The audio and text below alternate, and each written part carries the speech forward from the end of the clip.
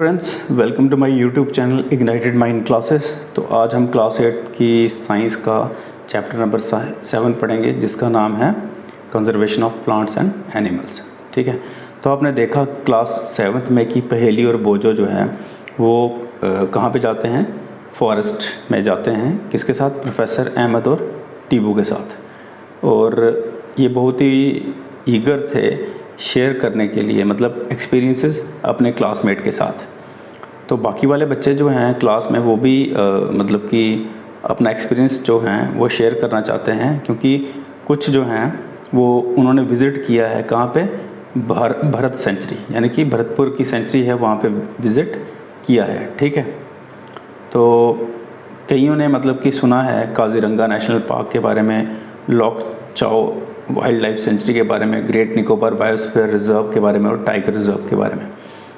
अब यहाँ पे बात आती है कि पर्पस क्या है नेशनल पार्क्स बनाने का, वाइल्ड लाइफ सेंचुरीज बनाने का और बायोस्फीयर रिजर्व्स बनाने का। देखिए ऊपर टाइटल क्या लिखा है, पहले टाइटल पढ़ना, conservation of plants and animal. एक चीज़ बात याद रखना, जब भी आप कोई भी चैप्टर स्टार्ट करते हो उसके टाइटल से ही पता चल जाता है कि ये चैप्टर जो है इसमें कौन सा कंटेंट है, किसके बारे में कंटेंट है। तो यहाँ पे कंजर्वेशन के बारे में बात कर रहा है, किसकी? प्लांट्स और एनिमल्स की। अब जो भी चीज़ें आप पढ़ेंगे वो प्लांट्स और एनिमल्स के रिलेटेड होंगे और उनकी कंजर्वेशन के रिलेटेड।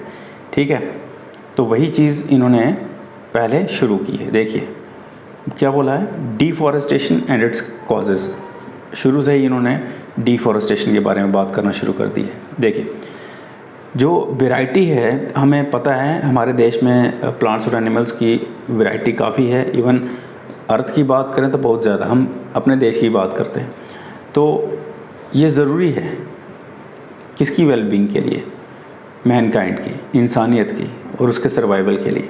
आज अगर हम देखें तो एक मेजर थ्रेट जो है इन ऑर्गेनिजम्स के लिए वो है डिफॉरेस्टेशन, क्योंकि जंगल साफ करते जाओगे तो ये ऑर्गेनिजम्स, ये लिविंग बींग्स मतलब कि कहाँ पे जाएंगे। तो हम जानते हैं कि डिफॉरेस्टेशन का मतलब क्या होता है फॉरेस्ट को क्लियर करना और उस लैंड को किसी और पर्पज़ के लिए यूज़ करना। अब देखिए पर्पज़ क्या है, मैं आपको बताता हूँ। हम फैक्ट्रीज़ बनाते हैं, रोड्स बनाते हैं, बिल्डिंग्स बनाते हैं, ठीक है, तो बड़ी सारी चीज़ें होती हैं। अब होता क्या है कि ट्रीज़ को कट किया जाता है, किसके लिए? कई पर्पसेस के लिए। कुछ पर्पसेस नीचे दिए हैं, ये देखिए पर्पसेस क्या हैं। पहला नंबर लैंड को कल्टीवेशन के लिए, ठीक है, मतलब लैंड कल्टीवेशन के लिए। दूसरा नंबर हाउसेस और फैक्ट्रीज़, वही चीज़ आ गई, फर्नीचर बनाने के लिए या फिर वुड को फ्यूल के फॉर्म में यूज़ करने के लिए। तो ये सारी चीज़ें जो हैं ये हम कह सकते हैं कि इसलिए ट्रीज़ जो हैं कट किए जाते हैं। चलिए आगे ऊपर पढ़ते हैं। कुछ और नेचुरल कॉजेज़ जो हैं डिफॉरेस्टेशन के रिलेटेड जो हैं वो हैं फॉरेस्ट फायर और सेवियर ड्रॉट्स। अब फॉरेस्ट फायर क्या होती है, जंगल में आग देखिए, फायर खुद ही लग जाती है। और ड्रॉट्स जो हैं सूखा पड़ना, बारिश नहीं हो तो सूखा ही हुआ।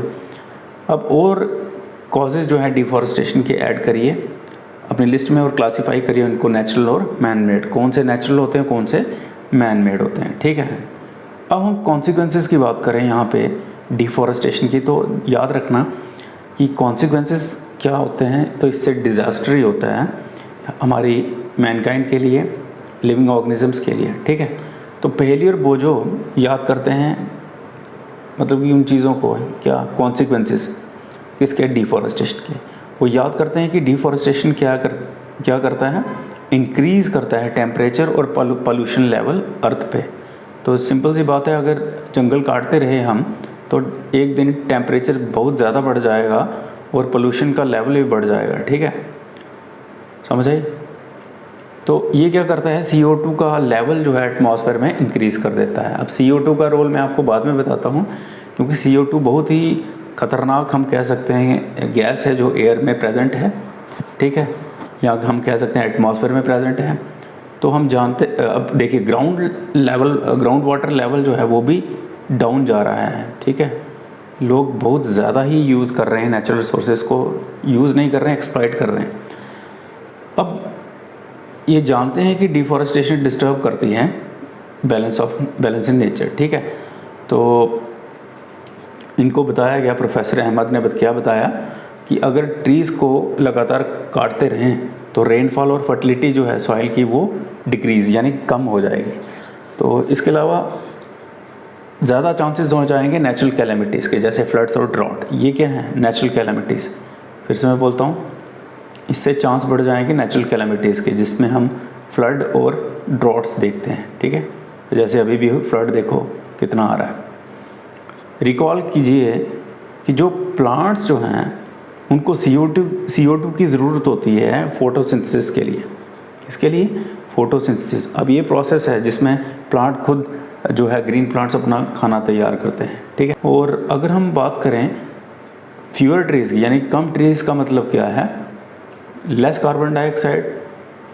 और इससे क्या होगा? अगर लेस कार्बन डाइऑक्साइड यूज़ की गई तो इसका रिज़ल्ट क्या होगा? कि एटमॉस्फेयर में बढ़ जाएगी और इससे ग्लोबल वार्मिंग के चांसेस बढ़ जाएंगे, क्योंकि CO2 क्या करती है? ट्रैप कर देती है क्या? हीट रेज जो अर्थ रिफ्लेक्ट करता है। सपोज़ करो ये हमारी ज़मीन है और ये सूरज है।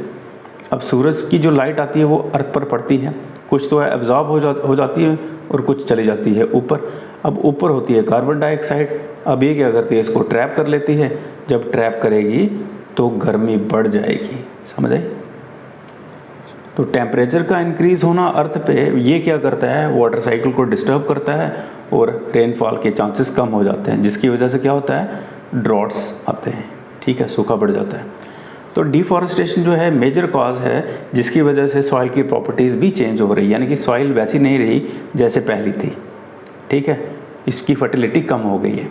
तो फिज़िकल प्रॉपर्टीज़ जो हैं सॉइल की, ये भी अफेक्टेड होती हैं किससे? प्लांटेशन से और वेजिटेशन से। ठीक है, अब रिकॉल कीजिए क्लास 7 में आपने पढ़ा होगा शायद कि ट्रीज़ प्रिवेंट करते हैं सॉइल इरोजन। पढ़ा है ना? तो देखिए, फ्यूअर ट्रीज़ होंगे, कम ट्रीज़ होंगे, इससे सॉइल इरोजन ज़्यादा होती है। ठीक है, सॉइल का इरोजन होना यानी कि जो टॉप मोस्ट लेयर होती है वो बह जाती है। अब रिमूवल जो है टॉप लेयर ऑफ सॉइल का, वो क्या करता है? एक्सपोज करता है लोअर हार्ड और रॉकी लेयर्स। तो ये जो सॉइल जो होती है ना, इसमें लेस ह्यूमस होता है और लेस फर्टाइल होती है। तो आहिस्ता आहिस्ता क्या होता है? फर्टाइल लैंड जो है वो कन्वर्ट हो जाता है डेजर्ट में, जैसे राजस्थान में देखा होगा आपने। तो जब ऐसा हाल होगा तो उसको हम क्या बोलते हैं? डेजर्टिफिकेशन। देखिए, अगर हम डिफॉरेस्टेशन की बात करें तो डिफॉरेस्टेशन से क्या हो रहा है? वाटर होल्डिंग कैपेसिटी जो है सॉइल की कम हो रही है, यानी कि सॉइल ज़्यादा पानी नहीं होल्ड कर सकती। तो जो मूवमेंट है वाटर की सॉइल से कहाँ पे? ग्राउंड के अंदर। ठीक है, सॉइल सरफेस से ग्राउंड के अंदर इन्फिल्ट्रेशन रेट वो भी कम हो रहा है। ठीक है, तो इसलिए फ्लड्स आ रहे हैं। तो और भी प्रॉपर्टीज़ हैं सॉइल की, जैसे न्यूट्रिएंट कंटेंट, टेक्सचर, ये भी चेंज हो रहा है। ठीक है, डिफॉरेस्टेशन की वजह से। तो आपने 7th क्लास में पढ़ा होगा कि हमने काफ़ी सारे प्रोडक्ट्स जो हैं वो लेते हैं कि कहाँ से? फॉरेस्ट से। तो इनकी एक लिस्ट बनाई है। तो ऐसा हो सकता है, मतलब कि हम ये गैस लगाते हैं कि अगर हम ट्रीज़ काटते गए क्या वो प्रोडक्ट्स हमें मिलेंगे? ठीक है, तो देखिए एनिमल लाइफ जो है, अब हम बात करें एनिमल लाइफ, वो भी अफेक्टेड है डिफॉरेस्टेशन। अब देखो, डिफॉरेस्टेशन होगी तो जानवर कहाँ जाएंगे? आप ट्रीज़ कट करते रहो तो जानवर जो हैं वो कहाँ जाएंगे? उनका शेल्टर ही ख़त्म हो रहा है। अगर इंसान की बात करें, अगर इंसानों के मकान गिरा दिए जाएं तो इंसान कहाँ जाएंगे? तो वैसे ही जानवरों के साथ भी है सेम। ठीक है, तो चलिए आगे देखते हैं। देखिए, आगे है conservation of forest and wild life. तो इसको हम टॉपिक को कल के लिए रिजर्व रखते हैं, कल इसको पढ़ाएंगे। तो आज के लिए इतना ही। Good bye.